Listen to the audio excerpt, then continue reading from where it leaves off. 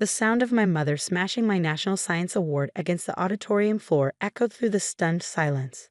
Crystal shards scattered across the stage as my years of research, dedication, and breakthrough discoveries were reduced to broken pieces beneath the bright lights. "Your brother needs this more than you," she screamed, her face contorted with rage. "He's struggling while you're being selfish with your success." My name is Elizabeth Carter, and at 28, I just received the National Innovation Award in Biomedical Engineering for developing a groundbreaking cancer detection method. The ceremony at Princeton University should have been the proudest moment of my career. Instead, it became a viral sensation for all the wrong reasons. The auditorium had gone completely silent. Hundreds of distinguished scientists, university officials, and media representatives watched in horror as my mother continued her tirade. My father stood beside her, nodding in agreement while my younger brother James smirked from his seat in the front row. "Mom," I said calmly, my voice carrying through the microphone I still held, "this is neither the time nor place for this discussion. Don't you dare dismiss me." She grabbed the $100,000 check from the podium. "James needs this money for his startup. He has real potential, unlike your wasteful research." I noticed several phones recording the scene. The Dean of Medicine looked appalled while the selection committee whispered among themselves. But I refused to break down. 10 years of working in a male-dominated field had taught me to keep my composure under pressure. "Security," I called out, my voice steady. "Please escort my family out." As two guards approached, my father stepped forward. "You ungrateful brat. After everything we've done for you, everything you've done." I couldn't help but laugh. "You mean like using my college fund to pay for James's failed business ventures? Or perhaps you're referring to the time you sold my car to fund his revolutionary app that never launched." The guards reached the stage just as my mother tried to tear up the check. They carefully restrained her, but not before she could scream, "James deserves this. He's the one who should be successful." As they were led away, James stood up, pointing at me. "You've always been jealous of my potential. You just got lucky with your research." Lucky. That word echoed in my head as I watched them being escorted out. Lucky was not spending countless nights in the lab while working 3 jobs to fund my research. Lucky wasn't fighting for grants while my parents drained my savings to support James's schemes. The dean quickly took the stage, attempting to salvage the situation. But the damage was done, or so I thought. What I didn't realize was that this very public humiliation would become my unexpected vindication. Looking down at the shattered award, I felt a strange sense of peace. For years, I tried to earn my parents' approval, watching as they poured everything into James while treating my achievements as obligations. Every success of mine was expected to be shared with or given to my brother, who had never completed anything in his life. The ceremony ended awkwardly with apologetic looks and sympathetic pats on my shoulder. But as I gathered the pieces of my broken award, Dr. Sarah Williams, the head of our research department, approached me. "Elizabeth," she said, placing a hand on my shoulder, "I've just received 6 calls from private investors who were watching the ceremony's live stream. They're very interested in your research and very appalled by what they witnessed." I looked up, surprised. "Live stream?" She nodded, showing me her phone. The incident was already trending on social media. #Science Award drama was gaining traction, with clips of my mother's meltdown being shared rapidly. "Your composure under pressure impressed a lot of people," Dr. Williams continued, "and your research speaks for itself. Don't let this overshadow your achievement." As I drove home that evening, my phone wouldn't stop buzzing with notifications. The video had gone viral, with scientists, researchers, and public figures sharing it alongside messages of support and outrage. My story was resonating with people who'd faced similar family dynamics. But it was the email from the university president that made me pull over to the side of the road. "Dear Dr. Carter," it began, "in light of today's unfortunate events, I would like to meet with you first thing Monday morning. Your research and professionalism have caught the attention of several significant benefactors. Please ensure you're available at 9 a.m. I sat in my car, watching the sunset and thinking about the years of sacrifice that led to this moment. My parents had always seen me as the reliable one, the one who would eventually support James's dreams. They never expected me to have dreams of my own. The irony wasn't lost on me. Their very public attempt to diminish my success had only made it more visible. As my phone continued to buzz with support messages and media requests, I realized this wasn't the end of my story. It was just the beginning. Monday morning arrived with unexpected intensity. The university president's office was filled with more people than I'd anticipated. Representatives from major medical research foundations, two pharmaceutical companies' CEOs, and surprisingly, the governor's science advisor. Dr. Carter, President Anderson began, your research has always been impressive, but your grace under pressure has brought unprecedented attention to our institution. I sat quietly, still processing the surreal situation. The video of my mother destroying my award had reached over 10 million views. #StandWithTheCarter was trending, and women in STEM fields worldwide were sharing similar stories of family sabotage. We've received an interesting proposal, he continued, sliding a folder across his desk. The Matthews Foundation wants to establish a grant in your name, specifically for women in sciences facing family opposition. The initial funding is $5 million. My hands trembled as I opened the folder. The grant wasn't just money, it was validation of everything I fought for. Additionally, the pharmaceutical CEO interjected, we'd like to fast-track your cancer detection method. Full funding, state-of-the-art lab, your own research team. The offers kept coming. Book deals, speaking engagements, research opportunities. Everything my parents had dismissed as wasteful research was now being recognized globally.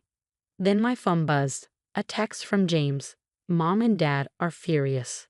They're saying you've turned the family into a laughingstock. Fix this. I showed the message to Dr. Williams, who'd been quietly observing from the corner. Your brother contacted the university this morning, she said, her voice tight with controlled anger. He demanded we redirect your award money to his new business venture, claiming it was family understanding. He even threatened legal action. The room fell silent. President Anderson cleared his throat. We've also received concerning calls from your parents. They seem to believe they have some claim to your research funding. I felt a familiar weight settling in my stomach. For years, I'd watched my parents enable James's sense of entitlement. Every failure was someone else's fault. Every success of mine was somehow rightfully his. They have no legal claim, I said firmly. And James's threats are empty. Every bit of my research was self-funded after they emptied my college fund for his failed crypto platform. The governor's science advisor leaned forward. Dr. Carter, would you be willing to share your story? We're launching an initiative to support women in sciences, and your experience could inspire others. Before I could respond, my office phone rang. The secretary's voice was apologetic. Dr. Carter, your parents are in the lobby. They're demanding to see you, and they're causing quite a scene.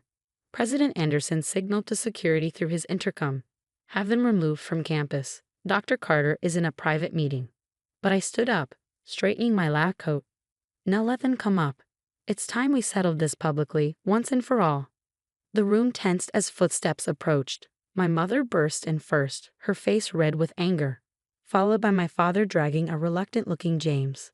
You ungrateful. Mom stopped short, finally noticing the room full of distinguished guests. Mom, Dad, I said calmly, thank you for joining us. We were just discussing my research funding and the new grant program. Would you like to share your thoughts about women in science with our guests? My mother's face paled as she recognized the governor's science advisor. My father tugged at his collar, suddenly less confident.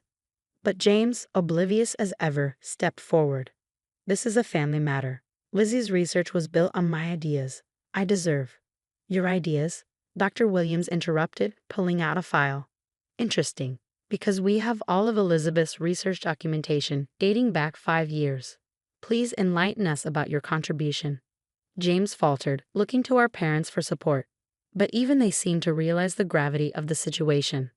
Perhaps, President Anderson suggested, this would be a good time to discuss the legal implications of making false claims to intellectual property.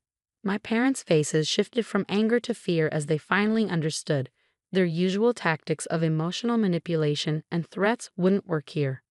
Their daughter wasn't just a family resource to be exploited anymore. I was Dr. Elizabeth Carter, and my success was entirely my own. I think we're done here, I said, standing firmly. Security will show you out. And James, the next time you want to claim someone else's work, make sure there aren't a dozen witnesses and documentation proving otherwise. As security led them away, I could hear my mother's muffled sobs about ungrateful children and my father's attempts to salvage their dignity. But for the first time, their disappointment didn't touch me. The pharmaceutical CEO waited until they were gone before speaking. Dr. Carter, I believe we were discussing your new research facility. Perhaps we should focus on the future rather than the past. I smiled, feeling lighter than I had in years. Yes, let's talk about the future. I have some ideas about expanding the cancer detection research. The meeting continued late into the afternoon, but my family's interruption had only strengthened the resolve of everyone in the room. Sometimes I realized it takes a public breakdown to build something stronger. 3 months after the award ceremony incident, I stood in front of my new research facility, watching as the sign was installed. The Carter Institute for Innovative Medical Research. The irony wasn't lost on me. My brother's name was Carter too, but now it would be forever associated with scientific advancement rather than failed ventures. The transformation had been remarkable. My viral moment had evolved into something much more meaningful. Thousands of women in science had reached out, sharing their stories of family sabotage and sacrifice. The Matthews Foundation grant had already helped 20 brilliant researchers continue their work despite family opposition. As I gave a final approval for the sign placement, my phone buzzed with a news alert. My brother's latest business venture had publicly collapsed, taking my parents' retirement savings with it. They'd mortgaged their house to fund his revolutionary social media platform that turned out to be nothing more than elaborate slideware. Dr. Carter, my assistant, appeared at my side. Your 2 p.m. is here, the high school students from the Women in Science program. I smiled, remembering why this day was particularly special. 30 young women from underprivileged backgrounds, all passionate about science, were getting their first look at real research facilities. As I walked to the conference room, I passed the display case containing my restored National Science Award. The university had insisted on replacing it, keeping the broken one in their museum as a symbol of resilience. The girls' eyes lit up as I entered. I recognized that look, the hunger for knowledge, the determination to succeed despite obstacles. One girl raised her hand immediately. Dr. Carter, I saw the video of your award ceremony. My parents say science is a waste of time for girls too. How do you deal with that? Before I could answer, the door opened. My mother stood there, looking smaller than I remembered. 3 months had aged her considerably. Elizabeth, she said softly, I need to talk to you. I turned to the students. Watch this, I said, because sometimes the hardest experiments are the ones we conduct with our own lives. Facing my mother, I spoke clearly. This is my workplace. You can't just show up unannounced. James has ruined us, she blurted out. The bank is foreclosing on the house.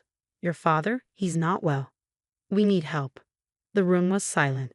30 young women watched intently, witnessing a real-life lesson in boundaries and consequences.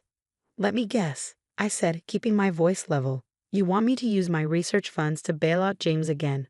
She flinched. He had such good intentions. No, Mom.